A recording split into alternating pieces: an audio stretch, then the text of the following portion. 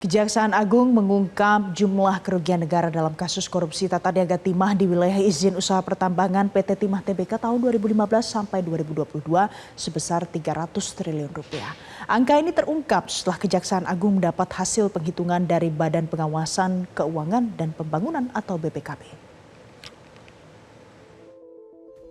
Jumlah kerugian negara dalam kasus dugaan korupsi tata niaga komoditas timah wilayah izin usaha pertambangan PT Timah Tbk periode 2015-2022 yang semula sebesar 271 triliun rupiah bertambah menjadi 300 triliun rupiah.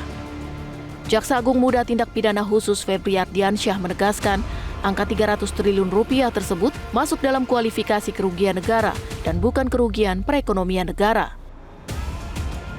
Angka 300 triliun rupiah tersebut meliputi kemahalan harga sewa smelter oleh PT Timah sebesar 2,285 triliun rupiah. Kemudian pembayaran biji timah ilegal oleh PT Timah kepada mitra tambang PT Timah sebesar 26,649 triliun rupiah dan kerugian karena kerusakan lingkungan sebesar 271,69 triliun rupiah. Dalam kasus ini, Kejaksaan Agung telah menetapkan 21 tersangka yang terdiri dari 1 tersangka perintangan penyidikan dan 20 tersangka pokok perkara. Angka yang tadi disebut sebesar 300, sekian triliun ini masuk dalam kualifikasi kerugian negara.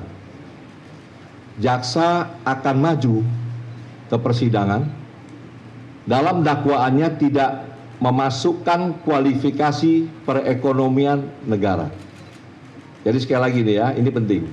Jaksa tidak akan memasukkan jumlah atau nilai yang masuk dalam kategori kerugian perekonomian negara. 300, sekian triliun akan didakwa sebagai kerugian negara. Pakar forensik lingkungan Babang Heru Saharjo menyatakan dalam menghitung dampak penambangan timah terhadap lingkungan, timnya telah melakukan sampling dan menganalisa hasilnya, lalu dipastikan wilayah tersebut rusak. Petugas juga merekonstruksi kejadian penambangan timah menggunakan citra satelit dari tahun 2015 hingga 2022. Ternyata, kegiatan penambangan timah juga dilakukan hingga ke kawasan Taman Nasional.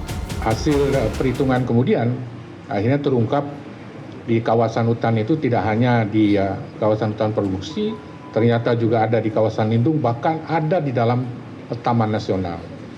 Nah, setelah hasil analisa laboratorium berdasarkan sampel yang kami ambil, ya disaksikan oleh penyidik, tentu saja dengan berita acara dan sebagainya, maka dipastikan wilayah tersebut rusak. Nah, dari situlah kemudian kami tahu ya ada di wilayah yang di dalam kawasan hutan maupun yang di non-kawasan hutan. Dari Jakarta, Tim Liputan Metro TV.